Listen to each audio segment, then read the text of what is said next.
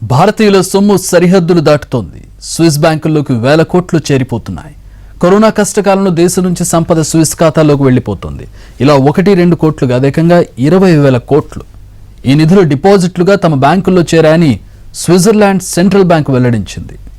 Swiss bank ఖాతాల్లోకి వేల కోట్ల రూపాయలు విదేశీ బ్యాంకులకు భారత్ నుంచి నిధులు. గత 13 ఏళ్లలో ఇదే అత్యధికం.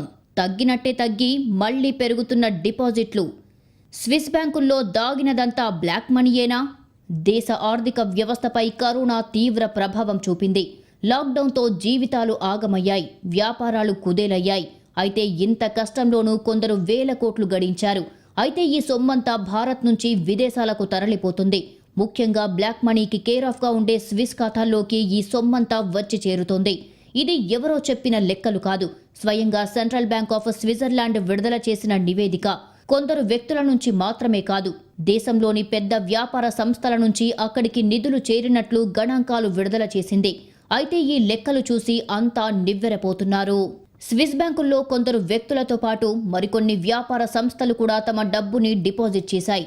సెంట్రల్ బ్యాంక్ ఆఫ్ స్విట్జర్లాండ్ విడుదల చేసిన గణాంకాల ప్రకారం 2020 సంవత్సరంలో స్విస్ బ్యాంకుల్లో భారతీయ కంపెనీల ద్వారా డిపాజిట్ల పేరుతో సుమారు 2.55 బిలియన్ స్విస్ ఫ్రాంకులు వచ్చి చేరాయని ప్రకటించింది. అంటే మన కరెన్సీలో 20,700 కోట్లకు పైగా డబ్బన్నమాట. అయితే ఇదో రికార్డుగా చెబుతున్నారు. గత 13 ఏళ్లలో డిపాజిట్ కాని మొత్తం ఈ ఏడాది అక్కడికి చేరిందని వెల్లడించింది. స్విస్ బ్యాంకుల్లో భారతీయ కంపెనీల డిపాజిట్లు 2019 చివరి నాటికి సుమారు 6,625 కోట్లుగా ఉన్నాయి. అదే సమయంలో 2020 సంవత్సరం చివరి నాటికి మొత్తం డిపాజిట్లు 20,706 కోట్లకు పెరిగాయి. అంటే భారీ స్థాయిలో పెరిగినట్లు స్పష్టంగా కనిపిస్తోంది. అంతకుముందు 2 ఏళ్లు తగ్గినట్లు కనిపించిన నిధుల వరద మళ్లీ పెరిగింది. ఈ మొత్తంలో 4,000 కోట్లకు పైగా కస్టమర్ డిపాజిట్లు వచ్చాయని పేర్కొంది. ఇతర బ్యాంకుల ద్వారా 3,100 కోట్లకు పైగా వచ్చి చేరినట్లుగా వెల్లడించింది. ఇక ట్రస్ట్ల ద్వారా భారీగా సొమ్ము స్విస్ ఖాతాల్లోకి చేరినట్లు చెబుతున్నారు. ఇది దాదాపు 13,500 కోట్ల రూపాయలుగా తెలిపింది. 2006లో భారతీయుల డిపాజిట్లు రికార్డు స్థాయిలో పెరిగాయి. ఆ సమయంలో భారతీయుల డిపాజిట్లు 6.5 బిలియన్ స్విస్ ఫ్రాంకులు. అయితే 2011, 2013, 2017 సంవత్సరాలు తప్పితే మిగతా సమయంలో డిపాజిట్లు పడిపోయాయి. స్విస్ బ్యాంకుల్లో జమ అవుతున్న భారతీయుల డబ్బు 3 ఏళ్ల నుంచి తగ్గుతూ వస్తుంది. ఈ క్షీణిత 2017 వరకు కనిపించింది. కానీ 2017లో పరిస్థితి మారింది.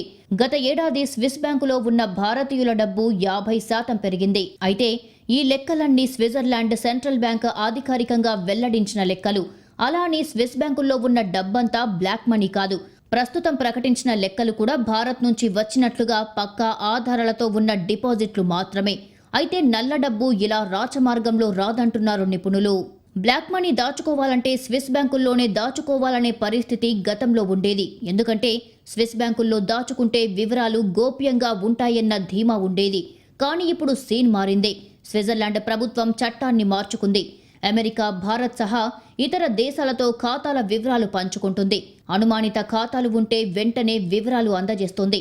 అప్పటి నుంచి వ్యక్తిగత ఖాతాల్లో డిపాజిట్ల సంఖ్య భారీగా తగ్గిపోయింది. ట్యాక్స్ అంశాల గురించి 2 దేశాల మధ్య సమాచారాన్ని ఇచ్చిపుచ్చుకునేలా ఒప్పందం ఉంది. 2018 నుంచి ఇది అమలవుతోంది. ఈ ఒప్పందం కింద స్విస్ ఖాతాల్లో భారతీయుల అకౌంట్లో ఇతర లావాదేవీల వివరాలు పొందే అవకాశం ఉంటుంది. ఇప్పటికీ వందల కేసుల్లో ఇలా సమాచారం మార్పిడి జరిగింది. స్విట్జర్లాండ్ బ్యాంకుల్లో అత్యధికంగా డిపాజిట్లు చేసిన దేశాల్లో యూకే టాప్లో ఉంది. తర్వాత అమెరికా. ఈ 2 దేశాల నుంచి దాదాపు $100 బిలియన్ల పైగా ఫండ్ ఉన్నట్టు వెల్లడించింది. తర్వాత West Indies, France, Hong Kong, Germany, Cayman Island, బహమాన్ దీవులు ఉన్నాయి. భారత్ 51వ స్థానంలో ఉంది. అయితే ఇవన్నీ అధికారిక లెక్కలు మాత్రమే. అనధికారిక లెక్కలు ఇంకా చాలా ఉన్నాయి. బ్లాక్ మనీ ఎప్పుడూ రాచమార్గంలో రాదు. పలు దేశాలు తిరుగుతూ స్విస్ ఖాతాలకు చేరుకుంటాయి. అవి ఎక్కడి నుంచి వచ్చాయో ఎవరికీ తెలియదు. ఆ లెక్కలు బయటికి రావు. అయితే స్విట్జర్లాండ్లో భారతీయుల నల్లధనం 2 లక్షల కోట్ల పైమాటేనని గతంలో ఓ సంస్థ అంచనా వేసింది. స్విట్జర్లాండ్ అంటే అందమైన ప్రాంతాలు, స్విస్ అంటే మంచి ఫుడ్, క్వాలిటీ వాచ్లకు కేర్ ఆఫ్. అక్కడి బ్యాంకింగ్ సిస్టమ్ కూడా అంతే స్పెషల్. స్విట్జర్లాండ్ ఎకానమీ అక్కడి బ్యాంకులపై ఆధారపడి ఉంది. ఆ దేశంలో లెక్కలేనన్ని బ్యాంకులు ఉన్నాయి. ఇతర దేశాల్లోని బ్యాంకులకు స్విస్ బ్యాంకులకు చాలా తేడా ఉంది. కానీ స్విస్ ఖాతాల్లో డబ్బులు వేసుకుంటే ఎవరికీ తెలియదు, ఎవరికీ చెప్పరు అనే ధీమా చాలా మందిలో ఉంది. అందుకే ఆయా దేశాల్లోని అక్రమ సొమ్మంతా అక్కడే పోగవుతుందన్న ప్రచారం ఉంది. పైగా స్థిరమైన అభివృద్ధి ఉండటం కూడా ఒక కారణం. తర్వాత స్విస్ ప్రభుత్వం చట్టాలు మార్చి సమాచారాన్ని ఇచ్చిపుచ్చుకునేందుకు కొన్ని దేశాలతో ఒప్పందం చేసుకుంది. ట్యాక్సులు ఎగ్గొట్టి అక్రమ సంపాదనంతా దాచుకోవాలంటే స్విస్కి పరిగెడతారు. ఇక్కడి బ్యాంకుల్లో డిపాజిట్ చేస్తే మన సొమ్ముకు భద్రత ఉంటుందని నమ్ముతారు. అంతేకాదు, ఇక్కడి బ్యాంకుల ఖాతాదారుల వివరాలు ఎవరికి పడితే వారికి ఇవ్వరు. ఈ విషయంలో చాలా గోప్యతను పాటిస్తాయి. 1934 బ్యాంకింగ్ లా ప్రకారం ఇక్కడి ఖాతాదారుల వివరాలు బయటికి చెబితే అది నేరంగా పరిగణిస్తారు. దీంతో ఇక్కడి బ్యాంకులు అంతర్జాతీయ దర్యాప్తు సంస్థలకు కూడా వివరాలు ఇవ్వవు. అందుకే ట్యాక్సులు ఎగ్గొట్టిన ధనాన్ని దాచుకునేందుకు స్విస్ బ్యాంకులు అడ్డాలుగా మారిపోయాయి. అమెరికాలోని 1% ధనవంతులు ట్యాక్సులు ఎగ్గొట్టేందుకు ఇక్కడే దాచుకునే వాళ్ళని చెబుతారు. ఇండియా నుంచి భారీగా నల్లధనం స్విస్ బ్యాంకులకు చేరింది.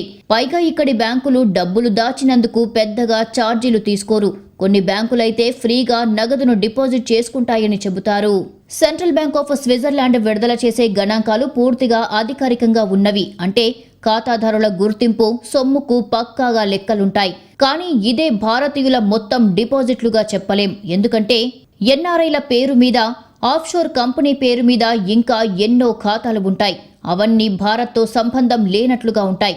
దేశంలో పోగైన నల్లధనాన్నే దేశం దాటించి స్విస్ ఖాతాలకు చేరుస్తున్నారు కొందరు. ఇందుకోసం ప్రత్యేక సంస్థలు పనిచేస్తుంటాయి. ఆఫ్షోర్ అకౌంట్లు సంస్థలు పుట్టుకొస్తాయి. ఈ మధ్య ఇలాంటి ఖాతాల సంఖ్య తగ్గినప్పటికీ గతంలో ఇదే దందా సాగేది.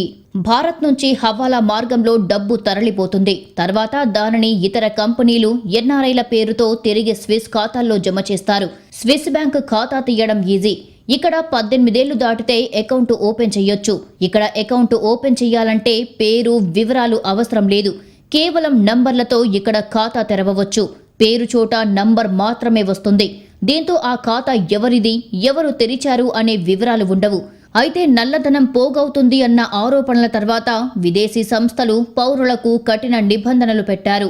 నిబంధనలు మారినప్పటికీ అధిక మొత్తంలో డిపాజిట్ చేసే వాళ్లకు ఇప్పటికీ అకౌంట్ నంబర్లనే కేటాయిస్తున్నారు. భారత్ నుంచి అనేక మంది పారిశ్రామికవేత్తలు, రాజకీయ నాయకులు స్విస్ ఖాతాలు కలిగి ఉన్నట్లు ఆరోపణలు ఉన్నాయి. గాంధీ కుటుంబానికి స్విస్ బ్యాంకుల్లో ఖాతాలు ఉన్నాయని ఆరోపణలు వచ్చాయి. అయితే ఇప్పటి వరకు ఏదీ బయటికి రాలేదు. పేర్లు కాదు కదా, కనీసం లావాదేవీల వివరాలు కూడా రహస్యమే. ఇక్కడ స్విస్ ఖాతాల్లో డబ్బులు దాచుకోవడం అంటే అక్రమ సొమ్మును కాపాడుకోవడమే అనేంతగా ప్రజల్లోకి వెళ్ళింది. అయితే 2011-12 మధ్య రెండు దేశాల మధ్య ఒక ఒప్పందం జరిగింది. అక్రమ లావాదేవీలతో పాటు అక్రమ సంపాదనల ఖాతా వివరాలు ఇచ్చిపుచ్చుకోవాలని నిర్ణయించాయి. అంతేకాదు, డిఫాల్టర్ల వివరాలు అందించాలని సంతకాలు చేశాయి. ఈ ఒప్పందం తర్వాత స్విస్ ఖాతాల్లోని నల్లధనాన్ని కొందరు ఇతర దేశాలకు తరలించినట్లు ఆధారాలు ఉన్నాయి. ముఖ్యంగా భారత్ నుంచి అక్కడ డిపాజిట్ చేసిన కొందరు లాయర్లు ఫైనాన్షియల్ సంస్థల ద్వారా దుబాయ్, హాంకాంగ్, సింగపూర్ వంటి నగరాల్లోని కంపెనీలకు మళ్లించినట్టు ప్రచారం ఉంది. కొత్త కంపెనీలను కొనుగోలు చేస్తున్నట్లు చూపించి ఈ ధనం మొత్తాన్ని ఇతర ప్రాంతాలకు తరలించినట్లు ఆర్థికవేత్తలు చెబుతున్నారు. నిజానికి స్విస్ ఖాతాల్లో నల్లధనం ఎవరు జమ చేశారు, అకౌంట్లు, వారి వివరాలు తెలుసుకోవడం ప్రభుత్వాలకు సవాల్గా మారింది. అందుకే మొదట్లో బ్లాక్ మనీని వెనక్కి తీసుకొస్తామని చెప్పిన కేంద్రం తర్వాత చేతులెత్తేసింది. స్విస్ బ్యాంకుల్లో డిపాజిట్ చేసే వారిపైన నిఘా పెట్టినప్పటికీ అక్కడి నిధుల వరద ఆగడం లేదు. కరోనా కష్టకాలంలోనూ అధికారికంగానే అంత మొత్తంలో డబ్బులు జమైతే ఇక బ్లాక్ మనీ ఏ స్థాయిలో వెళ్లి ఉంటుంది? ఇప్పుడు స్విస్ బ్యాంకులతో పాటు వెస్టిండీస్, పనామా, కెమెన్ ఐలాండ్స్ లాంటి ప్రాంతాలు కూడా బ్లాక్ మనీ దాచుకునేందుకు అడ్డాలుగా మారుతున్నాయి. ఇది వాళ్ళ focus. Stay tuned to NTV.